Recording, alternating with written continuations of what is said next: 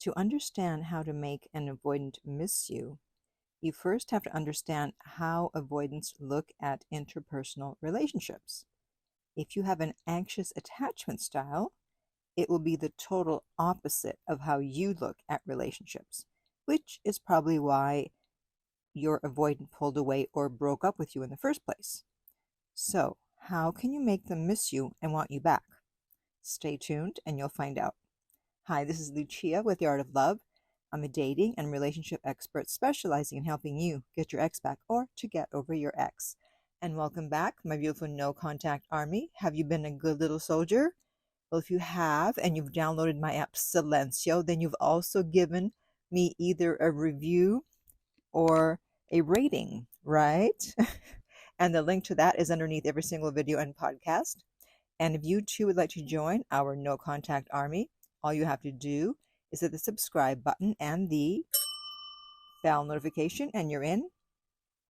And to read our manual, go to nocontactsecrets.com, where you can read 2 free chapters before you purchase the book. And the link to that is also underneath every single video and podcast. So when people first hear about the avoidant attachment style, they mistakenly think that it means that avoidants avoid relationships and don't want to be in relationships. And that's just not true.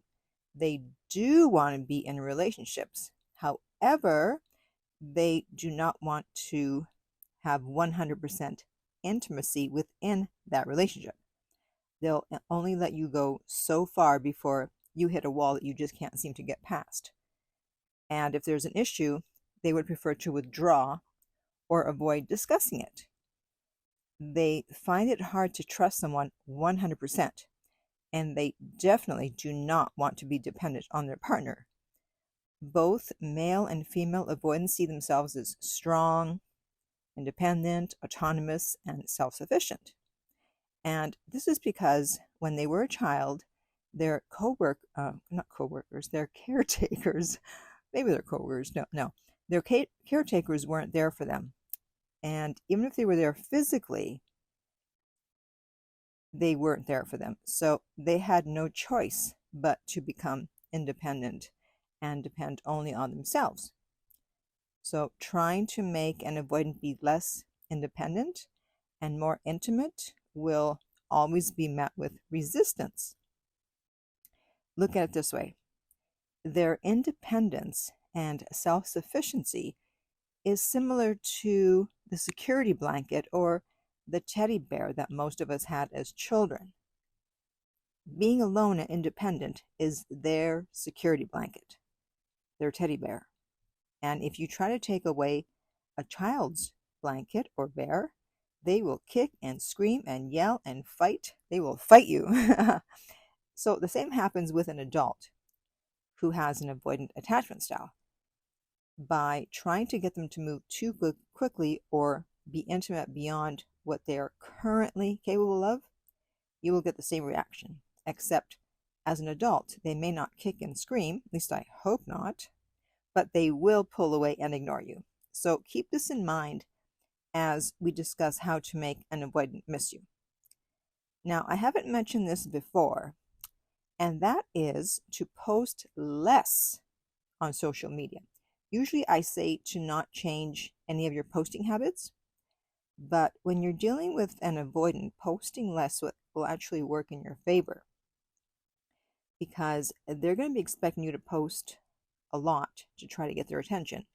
And when you don't, they won't get the dopamine hit they would usually get from seeing your posts. And you'll also be a mystery to them, and avoidants love mysteries. So by posting less, this allows them to miss you sooner rather than later. An avoidant can't really miss you until you're actually gone and they think they've lost you. I'm sure you've heard this before. So if you're listening to this, you probably have an anxious attachment style. So it's going to be hard for you to just let go and disappear, because whenever someone pulls away or breaks up with you, your first instinct is to run towards them and to talk to them and to try to fix it and work things out. But for avoidance, it's the total opposite. They want to get away from you for the reason which I explained above. And once they feel that they're safe from you reaching out and trying to get them back, that's when they'll finally be able to relax enough to finally start missing you. That's why it's important to go into no contact sooner rather than later, especially if you're dealing with an avoidant ex. When you leave your ex alone, there's no chance of you triggering them with what they perceive as neediness. You're not asking to talk about things, you're not trying to get close, you've completely vanished. So they can go back to their baseline, to how they felt before they were triggered and felt the need to get away from you. And only once they get back to that place can they start to miss you. That's why the 2-drink trick works so well. And if you don't know what that is, basically what you do is you post a photo or a video of usually 2 drinks, it can be 2 plates, at a location, a restaurant, a bar, and you want to make it look like you're on a date. But they can't know for sure, right? You could be out with a girlfriend or a guy friend, but people are going to, of course, jump to conclusions and assume you're on a date.